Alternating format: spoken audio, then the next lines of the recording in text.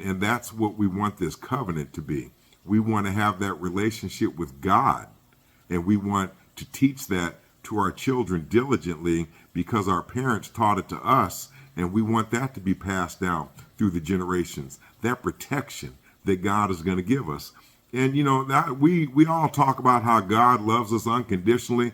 Well, that's true, but if you want the maximized blessing that this covenant brings, then you have to be a little bit more than that. There's a condition involved. There's conditions involved if you want that maximum blessing. God's going to love you unconditionally, and you're going to get, you know, the minimum amount of blessings that you're going to get because he loves you, and because all the people around you are praying for you, and because other people around you that are praying for you are doing the right thing.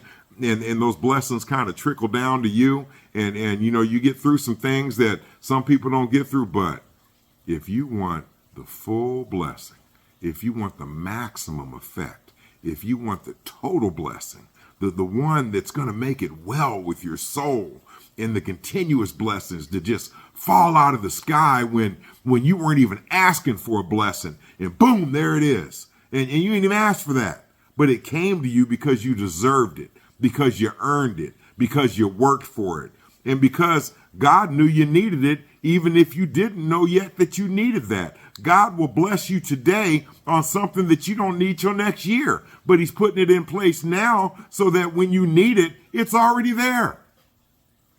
That's how good God is. And we want to be that good to God. We want God to be sitting on his throne and saying, I know these people. These people get down for me every Saturday. Now look, during the whole week, listen what they're talking about. Listen to this. And God can hear us talking about his great works, talking about his mighty hand, talking about the things he's done for us, talking about the things that he'll do for you, talking about how good, how great his mercy is, how he'll never leave us comfortless, preaching to other people, telling them they can find salvation, they can find the light, they can just talking about God. Every time you open your mouth, not every single time, you got a life to live and work to do and all that. But I've been fortunate enough where God has put me in a position where my job sometimes is to talk about how good God is and try to teach people how to get a blessing. And, you know, at first my job was, you know, a little bit off from that, and they tried to persecute me for praying for people. And look what God did. God took me out of that job and put me in a job where that's what I do. They told me just worry about getting them housing. Just worry about, you know, advocating for them with landlords. Now I'm a life coach. Now I'm concerned about where people's lives are going. Why is their life going this way when they want it to go the other way?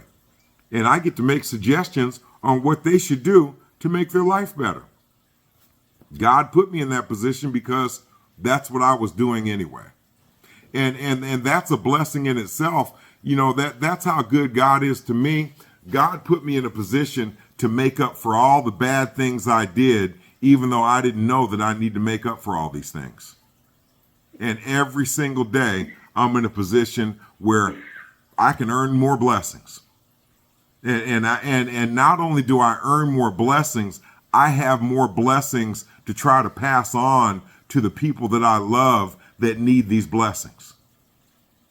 And if it weren't for what I do to earn these blessings, I would not have so many blessings that I can will to the people that I love to hopefully they'll get this blessing because they need it right now more than I do. And God understands that too. And that's why God allows these people to receive these blessings, because he knows that's the desire of my heart.